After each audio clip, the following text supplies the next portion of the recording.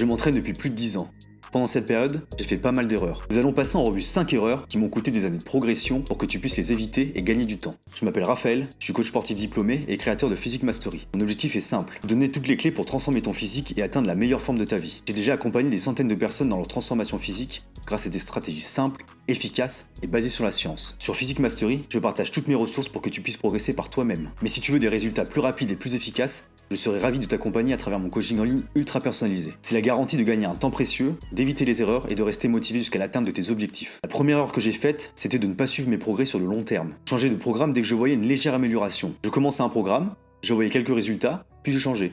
Je commençais le prochain programme, j'avais encore des résultats, puis je changeais. Résultat, un coup de boost, puis une stagnation totale. Le moment où je me suis rendu compte, c'est quand je comparais mes photos d'un été à un autre. Chaque année, je partais surfer et je faisais une petite sèche pour pouvoir voir mes abdos. Et à chaque fois que je comparais mes photos d'un été à l'autre, rien n'avait changé. J'avais le même physique, année après année. Autant dire que tout ce travail n'avait mené à rien de concret. Voici 3 outils pour éviter de stagner comme moi. Ne te focalise pas sur ton poids de corps. Je le vois tout le temps. Mes clients perdent du gras tout en prenant du muscle, mais le chiffre sur la balance reste identique. Pourtant, c'est une super nouvelle. Le poids ne bouge pas, mais ton corps, lui, change. Si tu te focalises uniquement sur le chiffre qui est affiché par la balance, tu vas croire que tu ne progresses pas, et tu risques de couper tes calories de façon excessive. Résultat, tu vas perdre du muscle et pas du gras. La solution, c'est de mesurer ton taux de graisse corporelle régulièrement. Ça te permet de vérifier que tu ne prends pas juste de la graisse pendant tes phases de prise de masse et que tu progresses vraiment. Pour la plupart d'entre nous, relever nos mensurations et nos plis cutanés seront des méthodes bien plus pratiques, moins coûteuses et plus faciles à utiliser qu'un DEXA-scan.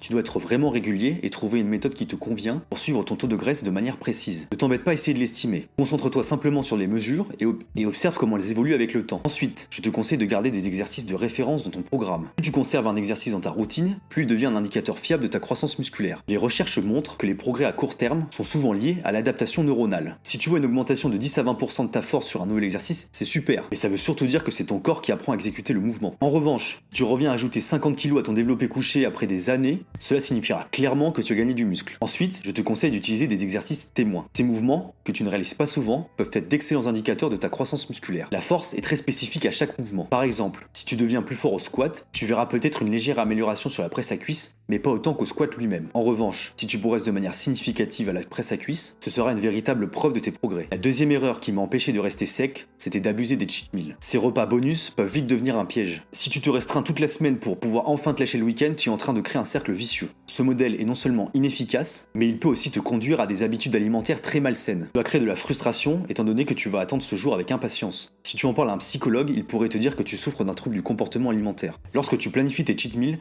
chaque jour devient un compte à rebours vers ce moment. Les recherches montrent que ces cheat meals peuvent avoir des effets néfastes. Ils favorisent un état d'esprit de restriction qui est l'un des plus grands précurseurs des comportements alimentaires non durables. Le piège, c'est cette mentalité en noir et blanc. Tu suis ton régime de manière obsessionnelle, puis tu cèdes à un cheat meal. Tu deviens strict en pensant que ce n'est qu'un repas. Mais ce type de mentalité est destructeur. Les dégâts causés par un seul cheat meal peuvent vraiment te surprendre. Plus tu es sec, et plus ton appétit devient vorace. C'est là que l'obsession alimentaire peut s'installer. Pour moi, la solution a été d'adopter une approche bien plus équilibrée vis-à-vis de ces repas. Si j'ai envie d'un cheat meal, je me le permets, je ne le planifie pas à l'avance. Si tu veux céder à une envie, fais-le, mais tu dois rester raisonnable. Pense à ce qui est bénéfique pour toi et agis en conséquence. Ne te laisse pas emporter par toutes les dérives. Évite de penser que tu peux te permettre n'importe quoi. Quelques ajustements simples, comme ajouter des fibres avant ton repas, peuvent vraiment changer la donne en régulant ton apport calorique tout en maintenant le plaisir de manger. Les études le montrent. Beaucoup croient à tort que plus ils mangent pendant un cheat meal, plus ils seront satisfaits. En réalité, ce qui te satisfait vraiment, c'est de calmer ta faim. N'est pas tant ce que tu manges, et surtout le fait de soulager cette sensation qui te procure du plaisir. Certains plats peuvent être plus savoureux que d'autres, c'est sûr, mais la satisfaction globale que tu retires de ce moment vient beaucoup plus du sentiment d'être rassasié et moins de ce que tu mets dans ton assiette, ou de la quantité que tu consommes. C'est ce sentiment de relâchement et de bien-être qui compte le plus. La troisième erreur que j'ai commise, ça a été de passer un temps fou sur les étirements. Oui, ça peut paraître étrange, mais c'est une erreur majeure. J'ai consacré des heures à des routines de récupération, de travail préparatoire et d'activation pendant ma phase d'entraînement fonctionnel. Quand j'ai commencé la musculation, c'était l'époque des automassages, des étirements et de la mobilité. Mais les recherches montrent clairement que la souplesse n'est pas aussi essentielle qu'on le croyait. Un jour, je me suis demandé si ces exercices servaient vraiment à quelque chose. J'ai décidé de faire un test. J'ai tout arrêté. À part l'échauffement spécifique sur les exercices de musculation que je m'apprêtais à faire, et des exercices comme les rotations externes au câble. Et devine quoi? J'ai réalisé que je gagnais un temps considérable et que cela n'affectait en rien ma mobilité au squat. Je peux toujours faire des squats profonds et d'autres mouvements avec des amplitudes complètes. Le meilleur étirement que tu puisses faire, c'est l'étirement actif pendant tes exercices de musculation et lorsque tu utilises des amplitudes complètes sur tes exercices. La quatrième erreur que j'ai commise a été de ne pas suivre le volume d'entraînement par groupe musculaire chaque semaine. J'avais cette idée simpliste que le dos était une partie du corps et les jambes en étaient une autre. Mais ce n'est pas si simple. Par exemple, les soulevés de terre, les rowing et les tractions sollicitent différents muscles même s'ils ciblent tout le dos. Et Parlons des jambes. Les squats ne sollicitent pas réellement toutes les parties des jambes. Ils n'activent pas bien le droit fémoral des quadriceps, n'entraînent pas du tout les mollets de manière efficace, n'impactent presque pas les tissus jambiers. Il est donc essentiel d'être précis en termes de volume par groupe musculaire, car cela représente littéralement la moitié de ta musculature. Cinquième erreur, c'était de jouer au yo-yo avec mon poids et de manger ce que je voulais en phase de prise de masse. Pour perdre du poids, mon premier réflexe c'est de faire un régime draconien. Puis en prise de masse, tout l'inverse, aucune discipline. Je mangeais tout ce qui me passait sur la main en me disant que ça allait finir en muscle.